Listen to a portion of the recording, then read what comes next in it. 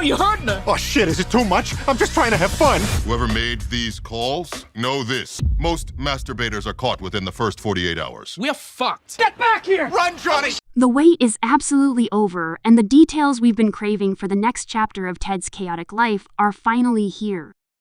Picking up right where we left off, Season 2 of Ted is dialing the clock back to 1994, firmly planting us in the middle of Ted and John's senior year of high school. This is a pivotal time for any teenager, but for a talking, drug-loving teddy bear and his best friend, it's a whole new world of trouble and hilarious misadventures. The familiar, working-class Boston home is back as the central battleground, a place where blue-collar values, teenage rebellion, and liberal college ideologies are constantly on a collision course. At the heart of this domestic storm is Matty Bennett, John's father. He's the self-appointed king of his castle, a blustering, traditional Bostonian who believes his word is law. His world is one of straightforward, hard work, and simple truths, a perspective that's about to be tested daily. This season, his primary nemesis isn't just the foul-mouthed teddy bear on the couch anymore, it's his own niece, Blaire. As a college student, Blaire brings a new wave of progressive ideas into the household, ideas that clash violently with Matty's old-school mindset. Their arguments over politics, society, and life itself are poised to be a major source of both comedy and unexpected depth. Then there's Susan Bennett, the family's unwavering anchor. In the chaos that Ted, John, Matty, and Blaire create, Susan remains the kind, selfless, and almost impossibly sweet center. Her pathological need to care for her family, to keep the peace and make sure everyone is fed and loved, is her superpower. She's the buffer zone, often trying to translate between Matty's roaring and Blaire's lecturing, all while making sure John and his living teddy bear don't burn the house down. Her unwavering sweetness in the face of absolute madness is what makes the Bennett house a home, even when it's on the verge of erupting.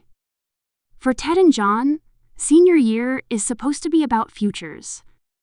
College applications, prom, and the terrifying question of what comes after the halls of high school loom large. For John, these are the typical anxieties of any likable but awkward teen, magnified by the fact that his best friend is a sentient plush toy. His journey is one of navigating first loves, academic pressures, and the daunting task of figuring out who he is. Ted, of course, has a very different approach to these milestones.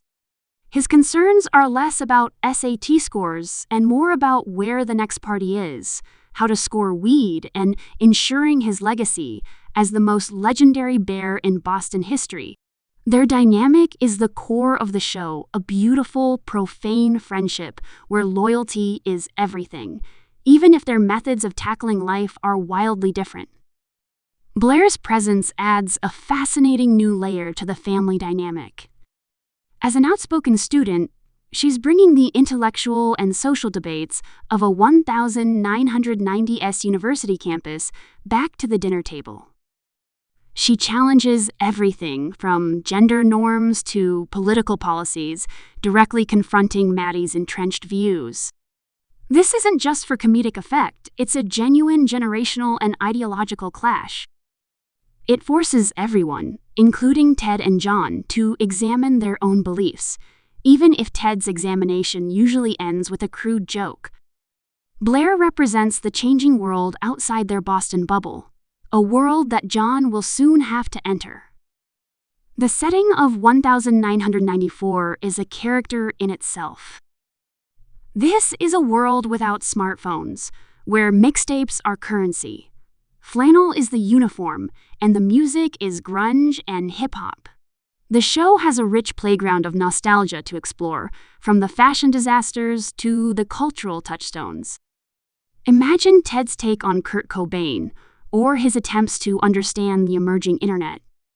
Think of the potential for hilarious period-specific schemes, perhaps a get-rich-quick plan involving Beanie Babies, or a disastrous attempt to film a home movie for a Wayne's World-style public access show. The era is perfect for Ted's brand of humor and the show's heartfelt, coming-of-age story. The central plot will undoubtedly weave together these personal journeys. We'll see John trying to impress a crush, likely with Ted providing the world's worst advice. We'll witness Matty struggling to maintain his authority as both a bear and his niece dismantle his arguments daily.